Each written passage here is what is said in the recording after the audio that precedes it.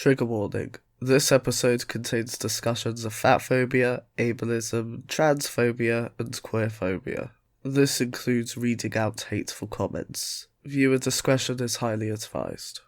The year was 2015. Donald Trump as president was just a joke in The Simpsons, and what do you mean by Justin Bieber was topping the charts? I don't know what you mean. I'm Justin Bieber and I don't know what you mean. I haven't the foggiest what you're on about, love. My 23-year-old self was scrolling through Tumblr.com when I came across post after post about dating a skeleton, and that was how I discovered Undertale. Sup nerds, I'm CuppaJoey, and today we're going to be having a look at the controversy that surrounded an Undertale character that you might not have ever heard of. Undertale. Another game where you play a human in a world full of monsters that you fight. Except this time, you don't actually have to fight them. Oh, and if you hadn't worked it out, then just a heads up, there's going to be a lot of spoilers for Undertale from here on out, so if you'd like to play the game in the future and don't want any spoilers, then you might want to click onto another video around about now. In Undertale, you play as a human child called Frisk, who by the way is canon non-binary, woohoo! Who has somehow ended up in a world full of monsters. As you try to get back to the human world, you come across various monsters which you can battle, or not battle.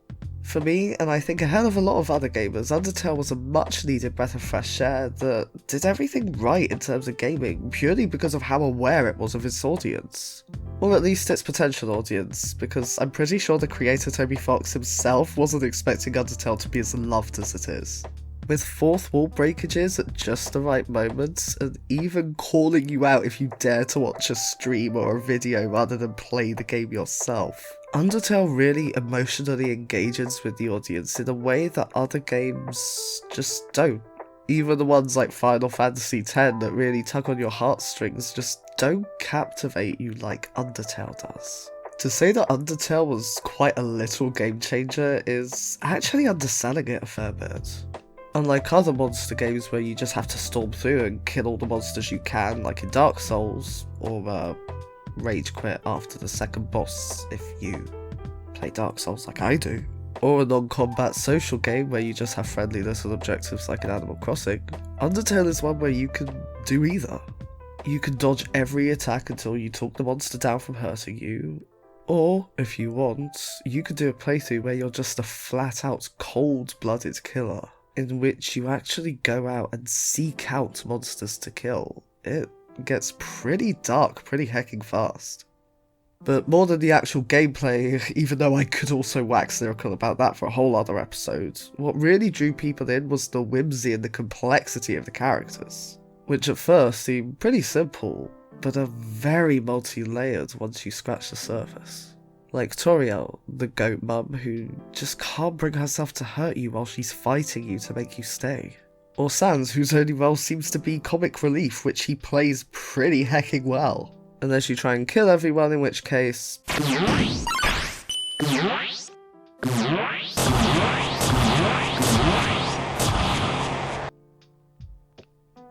yeah. But if you got this far without reading the title of the video, then bloody hell well done. But to everyone else, you'll know that I'm not here to talk about any of those characters. Instead, I'm going to be talking about a character that most Undertale fans haven't even heard of, despite the fact that you actually had to fight the bastard. I'm talking, of course, about So Sorry. In the second floor of the Hotlands map, there is a secret room that can be unlocked. Just in front of the room, there is a sign revealing that it's an art club, as well as the date and time that the secret boss can be unlocked. Or whatever the heck you want if you're playing on the Switch, apparently. And that secret boss is So Sorry.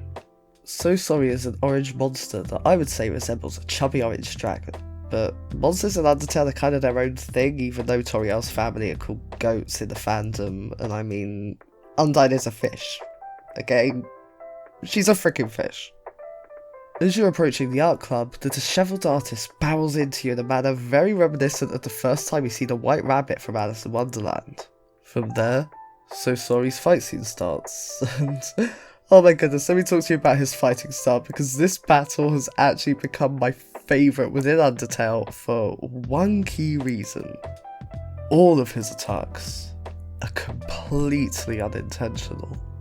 Whether he's absentmindedly swinging his tail while he's literally drawing you a gift, throwing paper balls without even realising they're close to hitting you, or creating hostile life because he accidentally used a magic pencil rather than a normal one. Throughout the whole encounter, So Sorry never actually means to hurt you. Every time he does, he doesn't even realise he's doing it, or creating something that he doesn't realise would end up hurting you at the time, but... Oh, I mean, come on, look at his face as they're attacking you. He is not happy about it. If you decide to attack him, he actually ends up saying some of my favourite lines within Undertale, such as, "Are you trying to kill me? So sorry, but I've had a really tough year. I don't think I could take you killing me on top of everything. And you weren't killing me because you liked me. Nobody does that. That's not a thing." Which, I just love that, okay? That's one of those, like, chef's kiss, mwah, Undertale lines that made me laugh out loud as soon as I saw it. Yet despite his adorable nature, like all characters in Undertale, there's more to him than meets the eye. In a way, he perfectly encaptures social anxiety. The awkward way he says goodbye in several ways because he doesn't really quite know how to leave properly. The way he warns you that he's not really worth killing since he's not worth all that much experience. After he realises he's being killed to, well, be killed, he mimics that voice we have all heard at least once during our worst moments. "Nobody likes me, they're just putting up with me. I'm just annoying you, I should leave." And who one in their absolute worst moments hasn't wondered if all of their friends are actually just pretending to like them? Who hasn't felt annoying and in the way at least once? And when you do eventually kill him, well, that's just it. He is the only other monster to die in the exact same way as Sans. Rather than being straight up killed, he starts to walk off before giving up and collapsing. A little interesting tidbit is that there are 3 different ways that you can play Undertale. You could go the pacifist route where you don't hurt anyone, the neutral route where you hurt some but not all, or the genocide route in which case, you know, the gloves are off. So Sorry is only available in the pacifist and the neutral routes, and doesn't actually turn up at all in the genocide route, which, incidentally, is the only route in which Sans dies, and when he dies in that particular way as mentioned above. Now, I don't think that there's any particular meaning behind that, it's just something neat I noticed, but I'm sure that some amazing fan theories could be made. He also always wears a hat, but which kind of hat you actually end up seeing him in seems to be randomised. So, how could such a cute little character, who was somehow overlooked by most of the fanbase, able to stir up so much controversy? There is a relatively short answer, but if you wanted the short answer, you wouldn't have clicked on this video. Well, to find that out, first we have to go way back to when Undertale was just a Kickstarter. As most Kickstarters go, or at least the successful ones, there were various tiers where pledgers could get name credits, stickers, a CD, or the same CD where every song had been replaced by Papyrus's cool song, which 2 people actually went for. What the fuck? Then for $250 you could have your own in-game NPC. For $500 you could have your own fightable in-game monster. And then, at the highest tier possible, you could get your own fan troll in the game, and the sole pledger was the creator of So Sorry. Now looking at these 2 tiers, you may be thinking, what the heck even is a fan troll?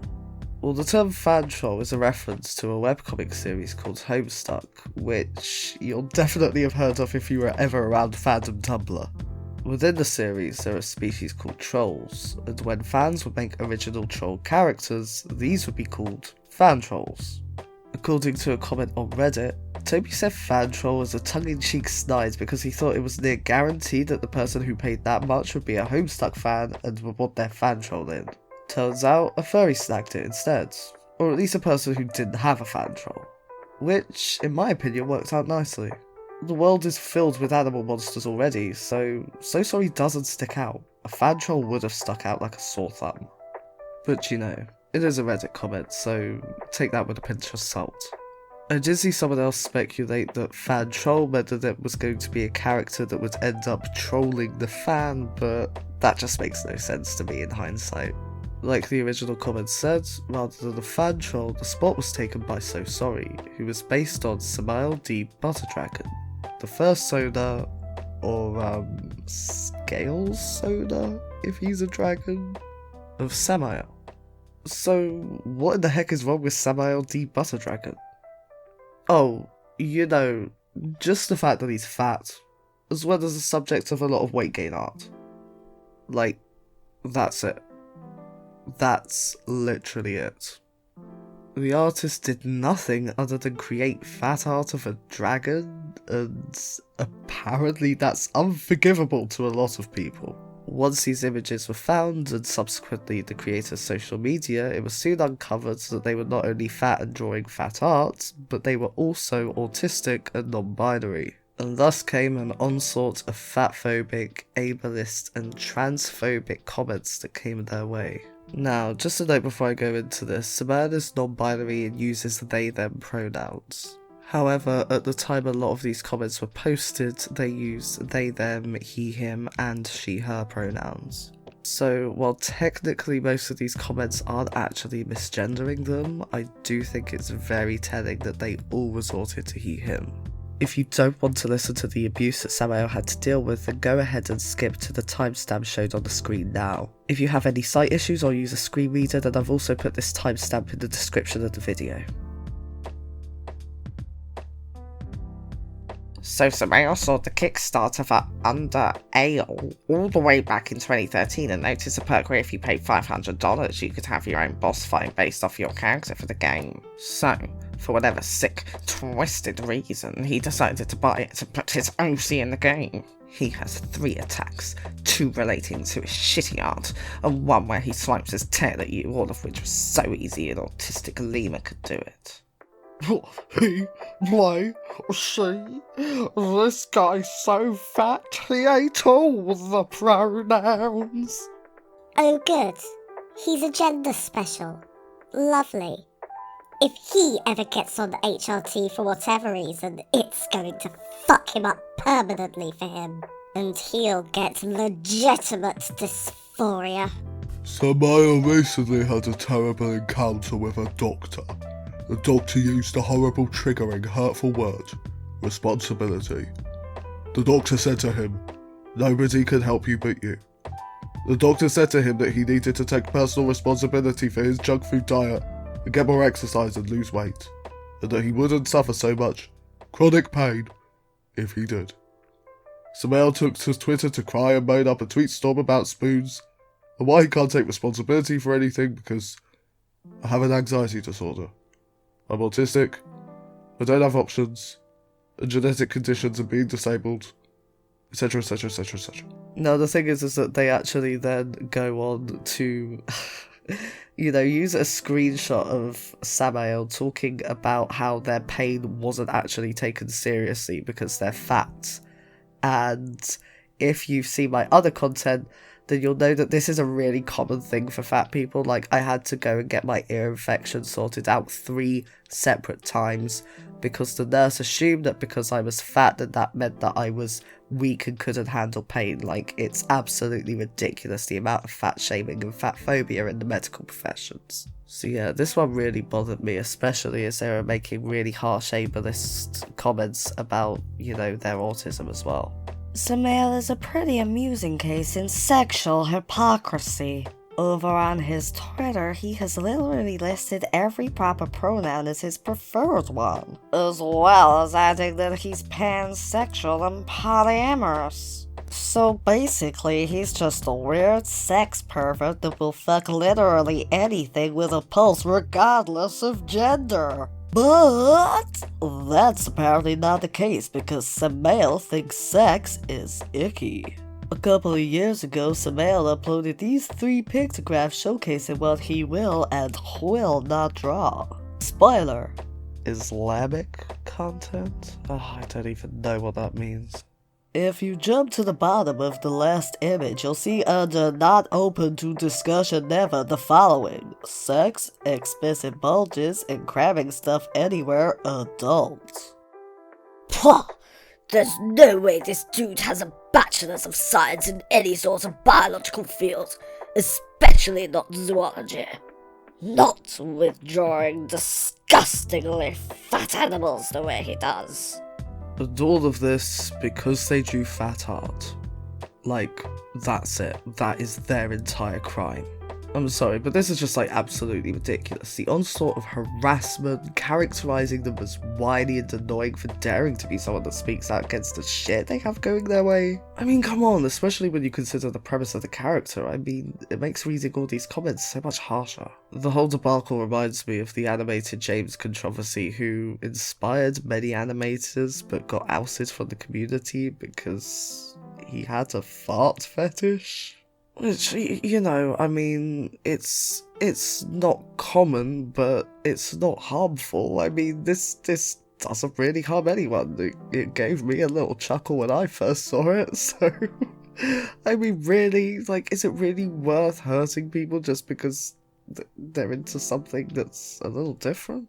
And, you know, isn't actually causing harm to anyone? Because I'm pretty sure that fictional dragons are going to be upset about this. I don't know why I specified fictional dragons as if like real dragons are gonna turn up like, "Oi mate, I saw what you read about what you said about us, and I hate you, please." You know? Now, I really don't think that Samael deserved any kind of backlash over the kind of art that they enjoy making, like it's not doing any harm whatsoever. But regardless of the reasons, there is absolutely no excuse for these kinds of fat-shaming, transphobic, ableist comments that are being made. So, as a fat trans guy, I do know the harm that transphobia and fat shaming do, and I've actually spoken about them in previous videos, which, you know, you should totally check out if you get a chance. So, I do know the effect that this kind of harassment can have, especially on long-term mental health. As a result, I wouldn't have wanted to talk about any of this without checking with the victim first, because of course it's going to affect them more than anyone else. So after having a little chat with Samael, they very kindly agreed to do an interview with me, so a huge thank you to them for agreeing to talk to me about this sensitive issue. So I really do appreciate the fact that they agreed to talk to me about their experiences.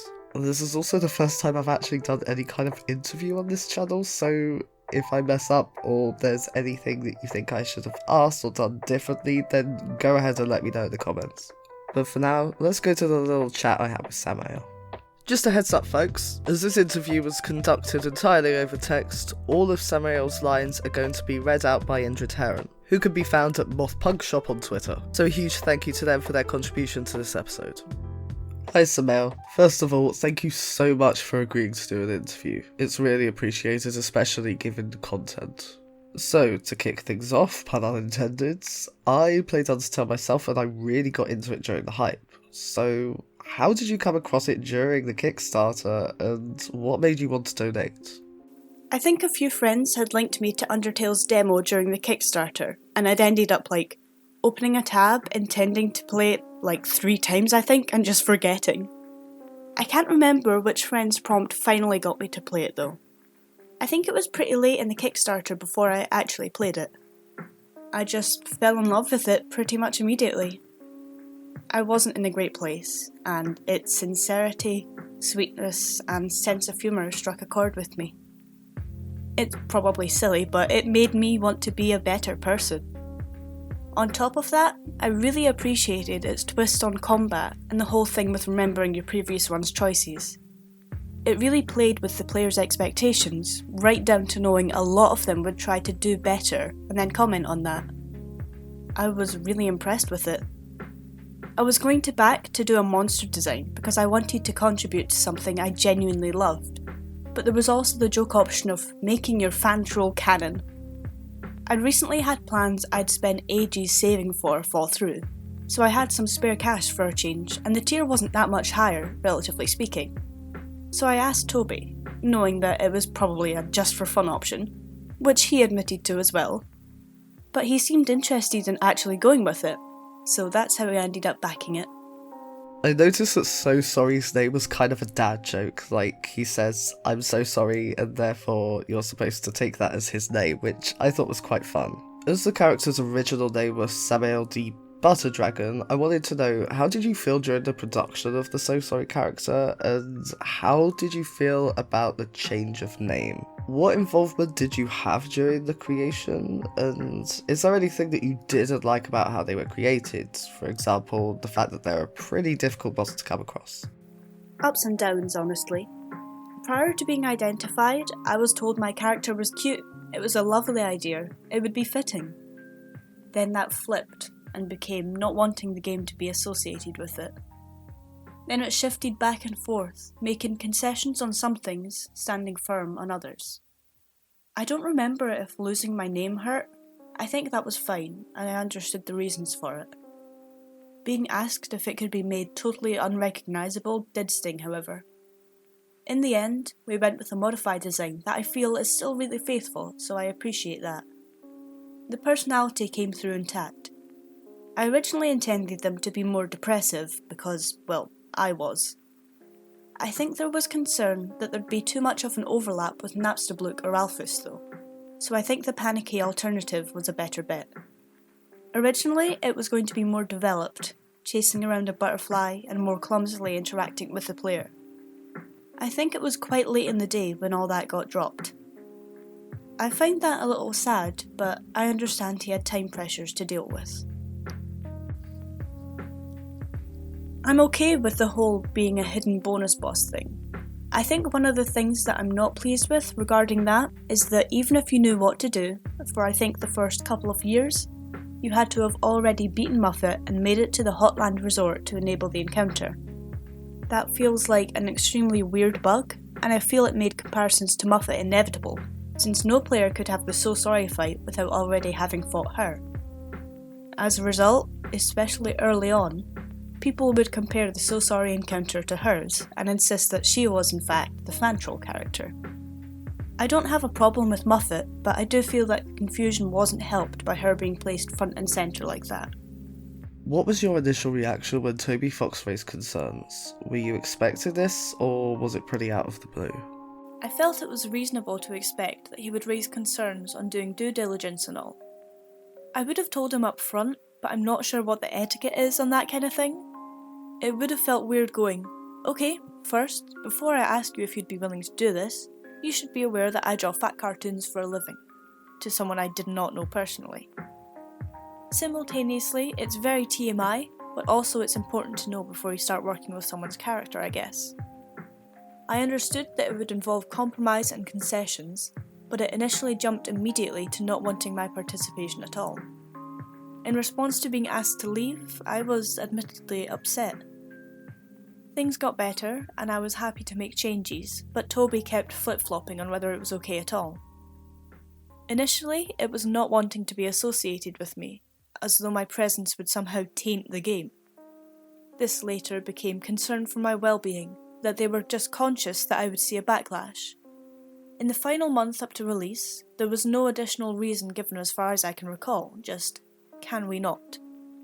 Being treated like refuse by someone who you look up to kinda sucks. When did the backlash start, and what was it regarding initially? Was it purely because it happened to be not safe for work furry art, or did you find that the fatness played a huge part? It started within a week, I think. The first I saw of it was on 4chan, where a thread that seemed to be quite chill on So Sorry, some folks even called them cute, turned venomous the second someone identified them as my character. A lot of hateful words got thrown around, speculation on how much Toby must obviously hate me, because it's a secret, because Muffet's good, because he's called So Sorry. The name, So Sorry, was a joke I came up with. It's a dad joke based on the fact I was to remove my character's regular name. You say you're so sorry? May I call you so? As for what it's regarding, I'd say it's slightly complicated. Firstly, it depends on definitions of NSFW. Until 2020, I had never drawn anything actually adult. I'd drawn kink work for a long time, predominantly fat stuff. I'm a fat person. It's always been a comforting thing for me. The degree to which I draw it probably constitutes as NSFW, but not necessarily mature. Any amount, however, is of course too much for some folks, I guess. It's enough that I'm weird, and like a weird thing in a weird way, to make me an acceptable target. I am on the autistic spectrum. I struggle a lot with anxiety. I am seen as vulnerable. My personal avatar online was accused of being solely a fetish character as opposed to the front end through which I present myself online. That I present myself in ways they considered disgusting in my own personal time, in places that required accounts to see me made it okay to say anything. People often made up stuff about me, but a lot of the time they laid into me for being openly autistic. I don't think reasoning matters enough beyond that I am weird, and that meant that everyone, Toby included, must hate me, and that's reason enough no. Whilst people were saying that I was disgusting for drawing fat in ways that I or others enjoyed, they would post kink art of Muffet, including fat art of her, with no one commenting otherwise. People would say they loved and understood Alphys, a character that I also strongly identified with, but seeing a person with some of her traits? That was something they couldn't excuse. To be honest though, painful as things could sometimes be, it wasn't really the randos that hurt the worst. My identity is something that's seen me abused my whole life, so it's not like I'm not used to it. I imagine given the immense popularity of Undertale, it must have become overwhelming quite quickly. How did you handle that? Or how didn't you handle that, if it's okay to ask something so personal? Well, it made me sad, I can say that much. I wrote a post on Tumblr. I've since wiped my Tumblr, but the post is probably still around, explaining what happened at the time things went to hell, to try and say everything is and was fine, and to clear up some of the things people had been saying about me. Toby refused to address the matter beyond, "Don't attack any of my backers, it won't go well," or something to that effect. I understand why. He was concerned about the Streisand effect, that talking about it would generate more attention and thus more hate for me to deal with. It didn't feel good though. It felt like I'd kind of been abandoned to face the harassment when so much of it was based on "Toby must hate you." I eventually made a second post, some 6 months later if I recall correctly, explaining things in more detail and covering the amount of stress being included had been. I believe Toby at this point spoke up because he understood that his silence on the matter was hurting me worse, and because it made his work appear less sincere. After he cleared things up, things got better and the harassment dropped off significantly. I'm not particularly happy on how the whole thing was handled, to be honest. It was messy and painful, but none of that fell on anyone but me. In pressing back though, I at least got my name in the credits and got the bugged trigger fixed. It's something at least. I still love Undertale, and I'm extremely excited for Deltarune still, but the feelings are tangled up in a lot of other things. I think the people involved in Undertale are still great folks, who I have some complicated feelings about regarding my experiences. Their work is phenomenal, and I legit can't wait to see what they do next. Undertale has become especially popular among the furry community, and even with those that create not safe for work art, Toby Fox even created the hashtag Undertale, spelled T-A-I-L as opposed to Undertale, to make people avoid getting the wrong thing. I think I would feel quite bitter if something I was bullied for was suddenly really popular. What's been your reaction to it?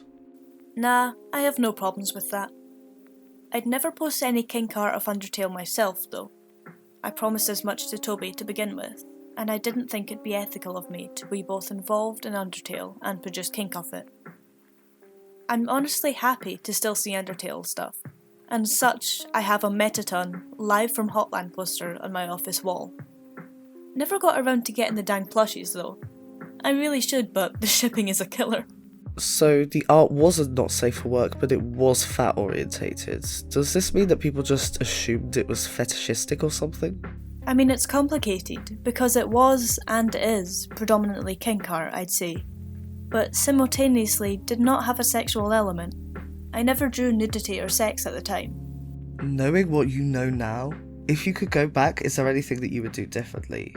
And do you actually regret getting involved with Undertale? Similarly, have you come across any other comments made by Toby or others that have made you feel a bit more reassured or confident? Oh, I'd do things differently if I was who I am now, but I think that's because I'm kind of a different person now. Still anxious, but at least I'm medicated these days. When things kicked off in 2013, I was stressed as hell all of the time, and I'd get stuck in downward spirals a lot. These days my brain mostly works. I'd like to think I'd have stood up for myself a little more in a couple of places. I often had to ask one of my partners for help because panic attacks make it difficult to get things done. I'd want to have talked things through more. Given the opportunity though, yeah, I'd still want to get involved. I don't regret it. There's some things I wish Toby had done differently, sure, but I can at least understand the decisions he made. I appreciate that he did stand up for me eventually. It went a long way to making me feel reassured. Going forward, I think it'd be nice to have a slight knowing wink in Deltarune to "so sorry," but I'm honestly good, I think. I think we're all good to wrap up the interview there, so I just wanted to end it by saying thank you so much, Samael. I know that this can't have been easy to go through with me, so your input is really appreciated. And I feel like if we actually hear the impact from the victims more, then maybe these things will be taken a little bit more seriously. Well, there we have it, my lovely little couplings. Imagine spending $1,000 to have your own character end up in what turned out to be one of the most iconic games of the 2010s, only to get a crap ton of backlash for daring to draw fat characters. I would say that the moral of the story is don't bully vulnerable people online, but hey, if you watch my videos, I'd like to think that you already know that.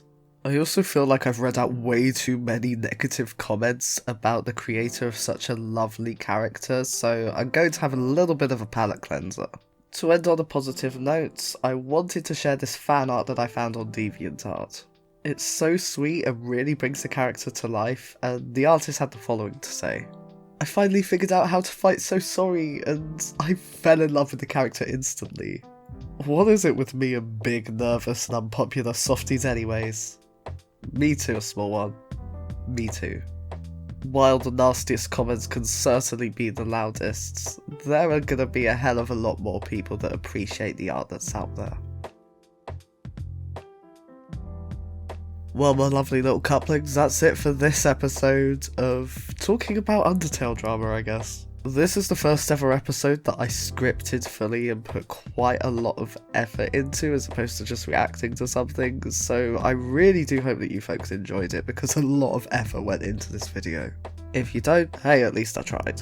And don't forget folks, if you would like to become part of the T-Set, then all you need to do is hit that subscribe button, and if you would like to help me out, or even if you enjoyed this video a little bit, why don't you go ahead and give this video a like. If you want to help me out even further, the details of my Patreon are in the description of this video, but you know what, just having you here helps so much and it is really appreciated. I would love to know what you thought of this video, so please go ahead and let me know in the comments. Let me know if you'd like to see more scripted episodes, or if you'd like to see me cover like more kind of obscure drama thingies. Like just let me know what you thought. And until then folks, I will see you all next time.